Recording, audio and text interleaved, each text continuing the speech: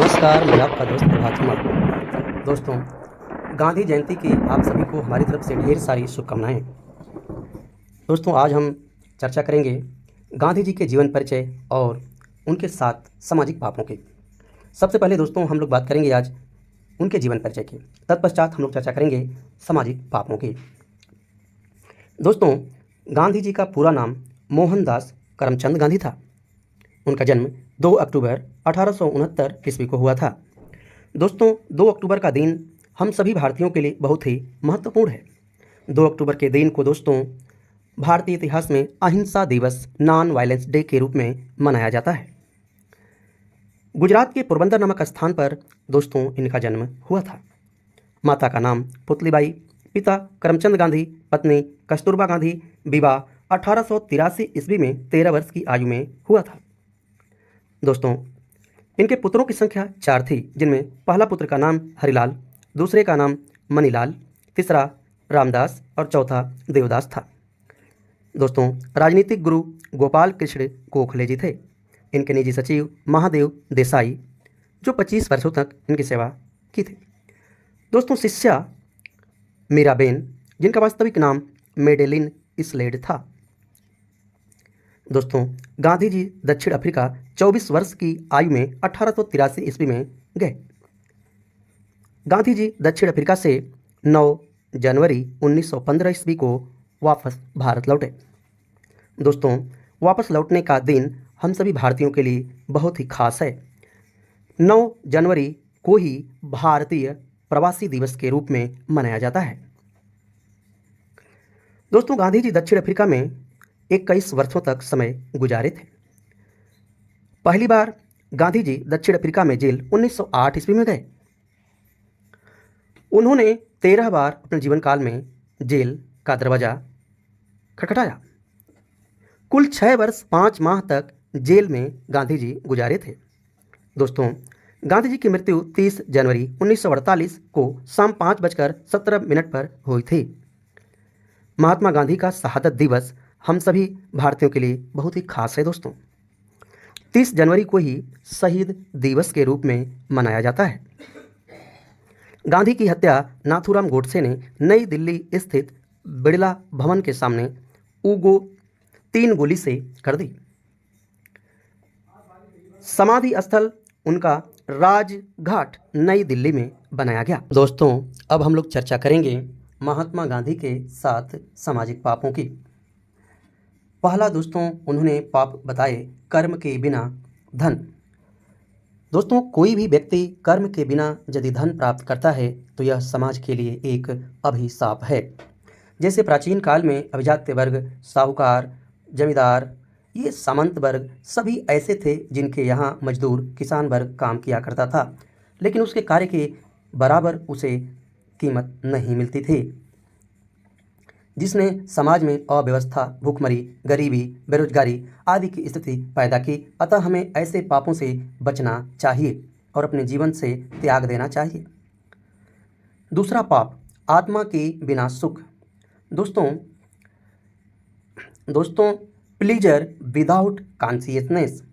दोस्तों, यदि बिना आत्मा का हमें सुख प्राप्त हो तो ऐसी सुख को हमें त्याग देना चाहिए। जैसे आजकल रोड पे स्टंट करते हुए तमाम युवक युवतियां मिल जाती हैं, मगर उन्हें वैसा कृत्य करने में उनका आत्मिक निर्णय नहीं होता, बल्कि बाहरी निर्णय होता है जो समाज को आईना दिखाने का कार्य करता है। लेकिन दोस्तों, यदि समाज में ऐसे कृत्य लोग करेंगे तो उनका भविष्य सुरक्षित नहीं रहेगा। जीवन पे खतरा हमेशा मंडराता रहेगा, जो हमारे समाज, राष्ट्र और वैश्विक हितों के लिए ब्रेकर का काम करेगा। अतः ऐसी कृत्यों का त्याग करना ही हमें चाहिए। चरित्र के बिना ज्ञान, ये तीसरा सामाजिक पाप है। दोस्तों यदि किसी व्यक्ति के पास ज्ञान है तो उसका चरित्रवान भी होना आवश्यक है। जैसे एपीजे अब्दुल कलाम के पास में ज्ञान था तो उनका चरित्र भी बहुत ही उच्च कोटि का था, जिन्होंने भारत को बहुत सारे मिसाइल और तमाम हथियार बनाए। उन्हीं के दम पे भारत परमाणुवाद भी बन गया। और यही जब ज्ञान ओसामा बिन लादेन जैसे व्यक्ति को मिला, जो उन्होंने इंजीनियरिंग के क्षेत्र में बहुत ही अच्छे विद्वता हासिल की थी, मगर अच्छा चरित्र विकसित न होने के कारण उन्होंने अमेरिका के ऊपर बहुत बड़ा हमला किया।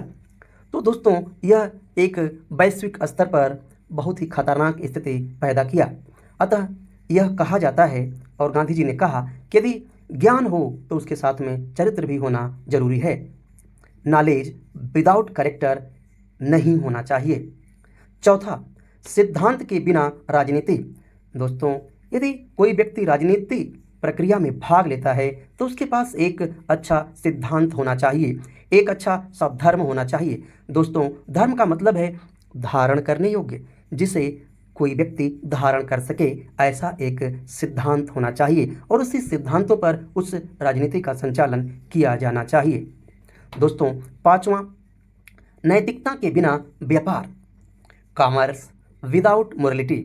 दोस्तों, आजकल आप देखते होंगे ये तमाम बड़े बड़े कारखाने, उद्योग धंधे जैसे रिलायंस इंडस्ट्री, अडानी इंडस्ट्री, ये टाटा, ये स्टील प्लांट, तमाम दोस्तों ये जो सामानों का उत्पादन करते हैं उसे तो कोई न कोई जनता ही उपभोग करती है, परंतु दोस्तों इसके पीछे ये लोग प्रदूषण, CO2 का उत्सर्जन और ये लोग पृथ्वी की टेम्परेचर को, तापमान को बढ़ाने का काम भी करते हैं। इसलिए दोस्तों ये लोग एटमॉस्फेयर को, एनवायरमेंटल को नुकसान भी पहुंचाते हैं। इन्हें इनके प्रति मोरलिटी, नैतिकता भी व्यक्त करनी चाहिए, अर्थात इस क्षेत्र में भी इनको कोई न कोई पहल करनी चाहिए।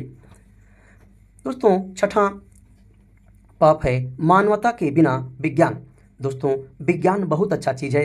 विज्ञान के साथ तमाम खोजें होती हैं, तमाम उपकरण आते हैं, नई नई तकनीकों का विकास होता है, परंतु इसमें मानवता का होना भी जरूरी है। मानव को केंद्र में रख करके ही ऐसे औजारों, ऐसे विज्ञान की खोज हमें करनी चाहिए। मानवता से, ह्यूमैनिटी से कोई बड़ा नहीं होता है। साइंस विदाउट ह्यूमैनिटी ये पूरे समाज, राष्ट्र और वैश्विक स्तर पर ये अव्यवस्था ही फैलाने का कार्य करता है। अतः अपने जीवन से इसे हमें त्यागने की कोशिश करनी चाहिए। सातवां सामाजिक पाप उन्होंने बताया, त्याग के बिना पूजा।